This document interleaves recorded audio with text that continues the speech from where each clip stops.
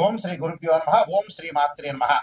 శ్రీ పరాభవ నామ సంవత్సరం అనేక పరిణామాలు, అనేక మార్పులు, అవమానాలు, ఎలాంటి పరాభవాలు జరగకుండా, ఎలాంటి అవమానాలు జరగకుండా, అంటే గతం విషయాలన్నీ కూడా మనం ప్రతి దానిలో కూడా కొంత జాగ్రత్తగా ఉండి ఆచితూచి అడుగు వేసే నామ సంవత్సరమే శ్రీ పరాభవ నామ సంవత్సరం అంటారు. అంటే గత అనుభవాలను గుర్తుపెట్టుకొని ఎలాంటి పరాభవాలు జరగకుండా మనం చాలా జాగ్రత్తగా మన జీవితాన్ని తీర్చిదిద్దుకోవాల్సిన నామ సంవత్సరం ఏంటంటే శ్రీ పరాభవ నామ సంవత్సరం అంటారు. సహజంగా పరాభవ నామ సంవత్సరం ఏంటంటే ప్రభవాది సత్య సంవత్సరాల్లో 40వ నామ సంవత్సరం ఏంటంటే శ్రీ పరాభవ నామ సంవత్సరం అంటారు. శ్రీ పరాభవ నామ సంవత్సరంలో ద్వాదశ రాశులకు ఈ విధంగా ఉన్నాయి, ఒక్కసారి మనం చూద్దాం. ముందుగా ముఖ్యంగా ద్వాదశ రాశుల గురించి ఫలితాలు మనం తెలుసుకునే ముందు ప్రధానంగా ఈ గ్రహగమన గతులు ఏ విధంగా ఉన్నాయో తెలుసుకుందాం. దీనిలో ప్రధానంగా మనకి జూన్ 1వ తారీఖు వరకు కూడా గురువు మిథున రాశిలో సంచారం చేయటం, ఆ తర్వాత 2వ తారీఖు నుండి మరి అక్టోబర్ 31వ తారీఖు వరకు కూడా కర్కాటక రాశిలోను, 31వ తారీఖు నుంచి గురువు అతిచారంతో మరి సింహరాశిలో సంచారం చేయటం, డిసెంబర్ 18 వరకు కూడా. డిసెంబర్ 18 తర్వాత 18 నుండి మరి సింహరాశిలో వక్రస్థితిలోకి గురువు వెళ్ళటం జరుగుతుంది.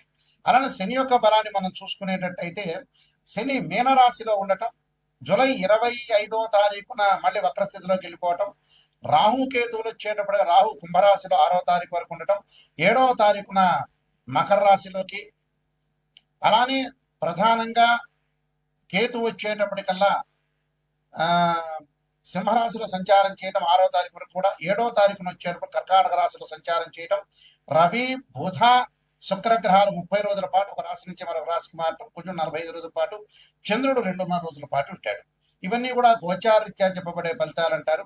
గోచారీత్యా ఈ మేషాది ద్వాదశ రాశుల వాళ్ళకి ఏ విధంగా ఉందో ఒకసారి మనం తెలుసుకుందాం. వృషభ రాశి వారికి శ్రీ పరాభవ నామ సంవత్సరంలో ఏ విధంగా ఉండబోతుందో చూసుకునేటట్టయితే 5 ఆదాయంగా ఉంటుంది, 14 ఖర్చుగా ఉంటుంది, 5 రాజ్యపూజ్యం, 4 అవమానంగా ఉంటుంది. ఈ వృషభ రాశి వాళ్ళకి ప్రధానంగా కృత్తికా నక్షత్రం 2, 3, 4 పాదాల్లో జన్మించిన వాళ్ళు, అలానే రోహిణి నక్షత్రం 1, 2, 3, 4 పాదాల్లో జన్మించిన వాళ్ళు, మృగశిర నక్షత్రం 1, 2 పాదాల్లో జన్మించిన వాళ్ళందరూ కూడా వృషభ రాశి జాతకులు అవుతారు. ఈ వృషభ రాశి వాళ్ళకి ప్రధానంగా మనం చూసుకునేటట్టయితే ఏ విధంగా ఉండబోతుందంటే బంధుమిత్రులతో కలహాలు రాకుండా చూసుకోవాలి. అలానే ఆరోగ్యపరంగా ఎలాంటి ఇబ్బందులు కలగకుండా చూసుకోవాలి. దీర్ఘకాలిక వ్యాధులు ఉన్న వ్యక్తులు కానీ, అలానే దీర్ఘకాలిక వ్యాధులు రాబోతున్న వ్యక్తులు కానీ కొంచెం జాగ్రత్తగా ఉండాలి. అంటే ఆరోగ్యపరంగా ఇబ్బందులు లేకుండా చూసుకోవాలి. అలానే కొంత డబ్బులు ఖర్చు అయ్యే అవకాశం ఒకటి ఉంటుంది, భూలాభం కలిగే అవకాశం, భూములు పొలాలు ఇళ్ళు కొనుగోలు చేస్తారు, కార్యసిద్ధి జరగటం ఒకటి, అలానే పుత్ర కడత్ర లాభాలు కలగటం ఒకటి, శుభ కార్యక్రమాలకి ధనాన్ని ఖర్చు చేస్తారు. వాళ్ళ ఇంటిలో ఏమిటి మరి మాకు అంత లాభం ఉంది, 5 ఆదాయం వస్తుంది, 14 ఖర్చు వస్తుందంటే పిల్లల యొక్క పెళ్లిళ్ళు చేస్తారు, వాళ్ళ యొక్క చదువులు ఖర్చు పెట్టే అవకాశాలు ఖచ్చితంగా ఉంటాయి. అలానే పొలాలు, అగ్రికల్చర్ ల్యాండ్, భూములు కొనుగోలు చేసే అవకాశం ఉంది. కాబట్టి వాళ్ళకి చరాస్తి కాస్త స్థిరాస్తిగా మారిపోయే అవకాశాలు, విదేశాలకు వెళ్లే అవకాశాలు కూడా ఖచ్చితంగా ఉంటాయి. అలానే మానసికంగా ఆందోళన పడే అవకాశం, ధనధాన్య వృద్ధి, కార్యసిద్ధి, బంధుమిత్రులతో సహకారం, వృత్తి వ్యాపారాల యందు లాభాలు, విందులు వినోదాల్లో పాల్గొనే అవకాశాలు ఎక్కువ ఉండటం, సంతోషము సుఖము, విద్యార్థులకు మంచి కాలం అని చెప్పుకోవచ్చు. వివాహ ప్రయత్నాలు ఫలించే అవకాశాలు ఖచ్చితంగా ఉన్నాయి. దానిలో ప్రధానంగా మనం చూసుకునేటట్టయితే ఇంకా డీప్ గా వెళితే కృత్తికా నక్షత్రం 2, 3, 4 పాదాల్లో జన్మించిన వ్యక్తులందరికీ కూడా బంధుమిత్రులతోటి విందులు వినోదయాత్రలు చేయటం, ఆకస్మికంగా శుభయోగము, స్థానచలనము, గౌరవ మర్యాదలు వృద్ధి చెందే అవకాశాలు, శుభ కార్యక్రమాల యొక్క సిద్ధిగా జరిగే అవకాశాలు ఎక్కువ ఉంటాయి. అయితే వీళ్ళు తప్పకుండా దత్తాత్రేయ స్వామి యొక్క పాలన చేయాలి. దత్త హోమము, దక్షిణామూర్తి హోమాన్ని, గురువుని పూజించటము, అలా సంకష్టహార వ్రతాన్ని చేయటము, అలానే పౌర్ణమి రోజున క్షీరదానం చేయటం చాలా మంచిది. ఇవన్నీ కూడా కృత్తికా నక్షత్రం వాళ్ళు చేయాలి. అలానే రోహిణీ నక్షత్రం వాళ్ళకు వచ్చేటప్పటికల్లా కొంత స్త్రీ మూలకంగా కొన్ని లాభాలు కలగటం, కొన్ని అనవసరమైన విషయాలకు డబ్బులు ఖర్చు పెట్టే అవకాశాలు, వృత్తి వ్యాపార రంగాల్లో కొన్ని ఇబ్బందులు రాకుండా చూసుకోండి. ప్రయాణాల్లో అధిక ప్రయాణాలు చేయటం వల్ల కూడా కొన్ని ఇబ్బందులు కలుగుతాయి.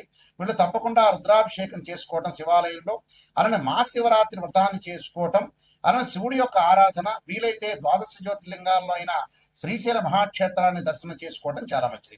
అలానే మృగశిర నక్షత్రం 1, 2 పాదాల్లో జన్మించిన వాడు తప్పకుండా కొంతమందితో విభేదాలు రాకుండా చూసుకోవాలి. మిశ్రమైన ఫలితాలు జరిగే అవకాశాలు అంటే వృత్తి వ్యాపార రంగాల్లో కొన్ని మాట పట్టింపుల విషయంలో జాగ్రత్తగా ఉండాలి. సంబంధం లేని వ్యవహారం వైపు వెళ్ళకూడదు వీళ్ళు. ఎందుకంటే అనవసరమైన మధ్యవర్తిత్వం రావటం వల్ల కూడా కొన్ని ఇబ్బందులు కలిగే సూచనలు బాగా ఎక్కువ ఉంటాయి. కాబట్టి వాళ్ళు శనిని ఆరాధన చేయాలి. శనికి ద్రాక్షారసంతో అభిషేకం చేయటం, శని కవచ పాలనం చేయాలి, నవగ్రహాల స్తోత్రాన్ని పఠనం చేయాలి. అలానే దుంపకూరలు దానం చేయటం వల్ల కూడా వీళ్ళకి మంచి జరిగే అవకాశాలు ఖచ్చితంగా ఉంటాయి. ఈ విధమైన రెమెడీస్ చేయటం వల్ల మనకి మంచి జరిగే అవకాశాలు ఖచ్చితంగా ఉంటాయి. ఇవన్నీ కూడా గోచార రీత్యా చెప్పబడే ఫలితాలు అంటారు. అంటే this is the transit system అంటారు. ట్రాన్సిట్ సిస్టమ్ వేరు, బర్త్ చార్ట్ అనేది వేరు. What is the difference between transit system and birth chart అంటే ఒక చెట్టు ఉంటుంది, ఆ చెట్టు కింద కొమ్మలు ఉంటాయి, ఆ కొమ్మల పైన ఆ చెట్టు ఉంటుంది, ఆ చెట్టు కింద వేళ్ళు ఉంటాయి, వేళ్ల పైన కాండం ఉంటుంది, కాండానికి బ్రాంచెస్ ఉంటాయి. ఎప్పుడైతే కొమ్మలకి ఆకులు ఉంటాయి, ఆకులు సహజంగా ఎప్పుడు వస్తుంది అంటే మనకు సహజంగా రైన్ సీజన్ లో వస్తాయి, వింటర్ సీజన్ లో అలానే ఉంటాయి, అలానే సమ్మర్ సీజన్ లో రాలిపోతుంటాయి. ఆ రాలిపోయే ఆకులే గోచారం అంటారు. అంటే గ్రహాలు ఒక రాశి నుంచి మరో రాశికి కొంతకాలం పడుతూ ఉంటుంది.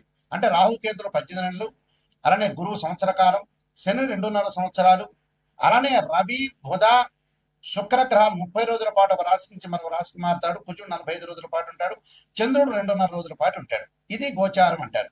అదే బర్త్ చార్ట్ అంటే ఏమిటి అని అంటే మనం పుట్టినప్పుడు మన date of birth, time, place of birth తీసుకుని జన్మ లగ్నం నుంచి ధనుభావము, అలానే ద్వితీయ భావము, తృతీయ సోదర భావము, సుఖభావము, అలానే సంతాన భావము, షష్టమ భావం అంటే రోగము, రుణానికి సంబంధించిన భావం అంటారు, సప్తమ భావం అంటే కడత్ర భావం అంటారు, అష్టమ భావం అనేది ఆయుష్ సంబంధించిన భావాన్ని అంటారు, స్త్రీలకు వచ్చే మాంగళిక భావం అంటారు, అలానే భాగ్య భావం నవమ స్థానానికి సంబంధించిన భాగ్య భావం అంటారు, అలానే దశమానికి సంబంధించిన వృత్తి స్థానానికి సంబంధించిన భావం అంటారు, అలానే లాభభావం, లాభస్థానంలో ఎలాంటి గ్రహాలు ఉన్నాయో మనం చూసుకుంటాం, అలానే వ్యయ స్థానానికి సంబంధించిన వ్యయ భావం అంటారు, అంటే ప్రేమ, అలానే ఖర్చులు, ఇలాంటి భావాన్ని ద్వాదశ భావం అంటే వ్యయ భావం అంటారు. అలానే ఏదైతే ఒక్కొక్క భావానికి ఒక్కొక్క రాష్ట్రానికి ఒక్కొక్క భావాధిపతి ఉంటారు. ఉదాహరణకి ధనుభావానికి రవిని, ద్వితీయ భావానికి గురువని, తృతీయ భావానికి సోదర భావని, చతుర్థ భావానికి చంద్రుడని, పంచమ భావానికి గురువని, షష్టమ భావానికి కుజుడని, సప్తమ భావానికి మరి శుక్రుడని, ఇలాంటి భావాలు చూసుకుంటాం మనం. అలానే ఆయుష్ భావానికి శని అని. అంటే ప్రతి భావానికి కూడా భావాధిపతులు ఎవరు అని సహజంగా మనం చూసుకుంటాం. ఆ భావాధిపతిని అనుసరించి రాశిచక్రము, నవాంశము, అలానే దశమాంశము, సప్తమాంశము, త్రింశాంశము, హోరా ద్రేకాణం సంబంధించిన డివిజన్ రూల్స్ చార్ట్స్ కూడా ఉంటాయి. అంటే D16 చార్ట్స్ అంటారు. మనం మ్యాథమెటికల్ గా క్యాలిక్యులేషన్ వేసి డివిజన్ రూల్ చార్ట్ చూసి మనం అనాలిసిస్ చేయడం అనేది జాతకం. అంటే ఉదాహరణకి ఒక వివాహానికి సంబంధించిన విషయాన్ని ఒక అబ్బాయికి కానీ అమ్మాయికి కానీ చూడాలంటే ఖచ్చితంగా రాశిచక్రము, నవాంశము, భావచక్రము, దశల అంతర్దశలు, సంతాన పరంగా చూడాలంటే రాశిచక్రము, సప్తమాంశము, అలానే మనం భావచక్రము, దశల అంతర్దశ అనాలిసిస్ చేయాలి. ఇలాగ డివిజనల్ చార్ట్స్ చూసి మనం చెప్పడం అనేది బర్త్ చార్ట్ అంటారు. అంటే గోచారం ఎప్పుడు కూడా 20% మాత్రమే సపోర్ట్ ఉంటుంది, బర్త్ చార్ట్ అనేది 80% సపోర్ట్ మాత్రమే ఉంటుంది. ఎందుకని గురువు గారు, నాయకంటి గారు ఇలా చెప్పడానికి కారణం ఏంటి అంటే బర్త్ చార్ట్ కి మనం ఏదైతే గోచారానికి సంబంధించిన విషయాలు ఎందుకు గోచారం చెబుతున్నారంటే అదృష్టం అనేది ఏ విధంగా ఉండబోతుందో మనకు తెలియదు. ఒక నిమిషంలో అదృష్టం కలగవచ్చు. అంటే మన లైఫ్ లో ఎప్పుడు కూడా ఒక నిమిషంలో ఎంత కృషి చేసినా కూడా ఆవగిందంత అదృష్టం అనేది ఉండాలంటారు. ఆవగిందంత అదృష్టమే మన జీవితంలో లైఫ్ లో గోచారం అంటారు. ఈ గోచార పరంగా మనం ఏ విధంగా చూసుకోవాలి. ఖచ్చితంగా కొన్ని ప్రత్యేకంగా మీకు రెమెడీస్ చెప్పబోతున్నాను. ఆ రెమెడీస్ లో ప్రధానంగా మీరు చేయాల్సినవి ఏమిటి అని అంటే ఉద్యోగపరంగా ఇబ్బందులు కలుగుతున్న వ్యక్తులు ఎవరైతే ఉంటారో సూర్యుడి యొక్క ఆరాధన చేయాలి. ఆదిత్యాయుధే సహస్రమూర్తాయ ధీమే తన్నో సూర్య ప్రచోదయాత్ అనే మంత్రాన్ని చక్కగా చదువుకోవటం, గోధుమలు దానం చేయటం చాలా మంచిది.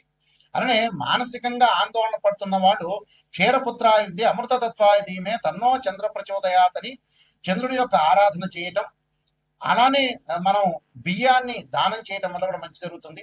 అలానే వాహన ప్రమాదాలు జరగకుండా, కోర్టు సమస్యలు రాకుండా, వివాదాలు అన్నదమ్ముల మధ్యలో సఖ్యత అనేది చాలా ఇంపార్టెంట్ కాబట్టి ఎలాంటి ప్రాబ్లమ్స్ అన్నదమ్ముల మధ్యలో రాకుండా ఉండడానికి అంగార గ్రహాన్ని ఆరాధన చేయాలి.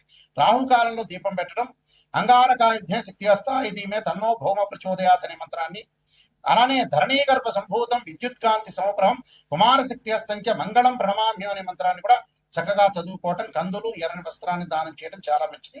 అలానే బుధగ్రహం యొక్క అనుకూలత లేకపోతే విష్ణు సహస్రనామం పాలన చేయటం, పెసలు దానం చేయాలి. అలానే ముఖ్యంగా విద్యార్థులకు అనుకూలంగా ఉండాలంటే దక్షిణామూర్తి స్తోత్ర పాలన చేసుకోవటం ఒకటి. అలానే దేవగురువైన బృహస్పతికి సంబంధించిన శనగలు దానం చేయడం చేయాలి. అలానే ధనపరంగా ఇబ్బందులు కలిగే వాళ్ళు యక్షాయ కుబేరాయ వైశ్రవణాయ ధనధాన్యాధిపదే ధనం ధాన్యం సమర్థమే దేహిమే దాపైస్వ అనే మంత్రాన్ని చక్కగా చదువుకోవాలి. అలానే వివాహం కాని స్త్రీ పురుషులు ఎవరైతే ఉంటారో అమ్మాయిలు వచ్చారు వరపాస్పద రుద్రాభిషేకం, అఘోర గౌరీ పాస్పద రుద్రాభిషేకం, అబ్బాయిలు వచ్చారు కన్యాపాస్పద రుద్రాభిషేకం చేయాలి. అలానే ఆరోగ్యపరంగా ఇబ్బందులు కలిగే వాళ్ళు శరీరే జర్జరీభూతే వ్యాధిగ్రస్తే కలేబిర ఔషధం జాహ్నవీతోయం వైద్యో నారాయణి అనే మంత్రాన్ని చదువుకోవాలి. విదేశాలకు వెళ్ళలేని వాళ్ళు ఇబ్బందులు పడుతున్నారు తప్పకుండా రాహు యొక్క ఆరాధన చేయాలి. రాహుకాలంలో దీపం పెట్టడమే కాకుండా అర్ధకాయ మహావీరం చంద్రాదిత్యమర్థం సింహకాకర్ప సంభూతం తమ రాహుం ప్రణమామ్యం అనే మంత్రాన్ని చదువుకోవాలి. ధనపరంగా ఎవరైతే ఇబ్బందులు పడుతున్నారో యక్షాయ కుబేరాయ వైశ్రవణాయ ధనధాన్యాధిపతి ధనం ధాన్యం సమృద్ధిమే దేహిమే దాపై స్వాహ అనే మంత్రాన్ని చక్కగా చదువుకుంటే వీళ్ళకి మంచి అవకాశాలు ఖచ్చితంగా ఉంటాయి. ఇవన్నీ కూడా ప్రతిదీ కూడా మనం రెమెడీ చేసి ఎప్పుడైనా సరే జాతకం చెప్పించుకున్న వాళ్ళు ఎవరైనా సరే మా దగ్గరికి వచ్చినప్పుడు నెగిటివ్ పాజిటివ్ రెండు కూడా ఆలోచించేయండి. లైఫ్ లో ఎప్పుడు కూడా పొగడటం కాదు, నిజాన్ని తెలుసుకుంటే మన జీవితం అనేది డెవలప్మెంట్ అయ్యే అవకాశం ఖచ్చితంగా ఉంటుంది. అందువల్ల ఖచ్చితంగా మా దగ్గరకు వచ్చే వాళ్ళు ఎవరైనా సరే నెగిటివ్ పాజిటివ్ రెండు చెప్పించుకోవాలి. ఎందుకంటే నెగిటివ్ చెప్పించుకున్నారనుకోండి ఎలాగ మనం డెవలప్మెంట్ చెందాలి, ఆ నెగిటివ్ ను పాజిటివ్ చేసుకోవడం ఎలా అని ఆలోచన చేస్తేనే మన లైఫ్ అనేది లీడ్ అయ్యే అవకాశాలు ఖచ్చితంగా ఉంటాయి. పొగట్టం ఏముంది, ఎప్పుడైనా ఎవరైనా మన పక్కింటి వాడైనా మనల్ని పొగుడతాడు. ఆ పొగట్టం ఏమి పెద్ద జ్యోతిష్యంలో అంతర్భాగమే కాదు. కాబట్టి జాగ్రత్తగా ఆలోచన చేయండి. మీరు తప్పకుండా నేను నెంబర్ ఆఫ్ ఆస్ట్రాలజీ బుక్స్ రాశాను. కాలసర్పయోగము, కాలసర్పయోగ చంద్రిక, రాహుకేతులు, ఛాయాగ్రహాలు, బృహత్ పరిహార సింధు, సర్వదేవతా గోత్ర పార్ట్ 1 పార్ట్ 2, పుత్రగణపతి వ్రతము, అలానే జాతక చంద్రిక, వివాహ మార్తాండము, స్వప్న శాస్త్ర ఫలదీపిక, ప్రొడక్షన్ ఆఫ్ ఆస్ట్రాలజీ, ఇలాంటి నెంబర్ ఆఫ్ ఆస్ట్రాలజీ బుక్స్ అని రాశాను. తప్పకుండా ఇవన్నీ రాజమండ్రి మోహన్ పబ్లికేషన్ లో దొరుకుతాయి, లేదా నా దగ్గరైనా దొరుకుతాయి. మీరు www.nayakanti.com కానీ www.nayakanti.in అనేది చూడండి. మేము వంశపారంపర్యంగా చెప్పే వ్యక్తులమే. ఖచ్చితంగా మీరు ఏ సందేహం ఉన్నా కూడా మా నెంబర్కి కాల్ చేయొచ్చు. నా నెంబర్ కాల్ చేస్తే ప్రతి విషయాన్ని కూడా చెప్తారు. అయితే మా దగ్గర జాతకం చెప్పించుకున్న వాళ్ళు ఎవరైనా సరే నేను చెప్పిన విషయాన్ని మీరు వాయిస్ రికార్డింగ్ చేసుకోండి. వాయిస్ రికార్డింగ్ ఎందుకు చేసుకోమంటున్నానంటే కొన్ని జాతకాల్లో నెగిటివ్ ఉంటే పాజిటివ్ ఉంటాయి. మీరు రికార్డ్ చేసుకున్నారనుకోండి, గురువు గారు ఈ పదార్థం తినకూడదని చెప్పారు, నాయకంటి గారు ఇలా సూచనలు చేశారు అనేది నిజాన్ని తెలుసుకుంటారు. ఇప్పుడు నేను చెబుతాను, మీరు మర్చిపోతారు. మర్చిపోయిన తర్వాత ఏమవుతుంది, ఏదో చెప్పారు గురువు గారు బిజీగా ఉన్నారు అనుకుంటారు. కాబట్టి వాయిస్ రికార్డింగ్ అని మస్ట్. ఏ విషయాన్నైనా సరే నాతో మాట్లాడచ్చు. ఆ స్క్రీన్ మీద స్క్రోలింగ్ అవుతున్న నెంబర్ ఉంటుంది, ఆ నెంబర్కి మీరు ఫోన్ చేసి మీరు తెలుసుకోండి. శ్రీ పరాభవనామ సంవత్సరంలో మీ అందరికీ కూడా శ్రీ పరమేశ్వరుడి యొక్క కరుణాకటాక్షం ఉండాలని ఆశిస్తూ సర్వే జనా సుఖినో భవంతు.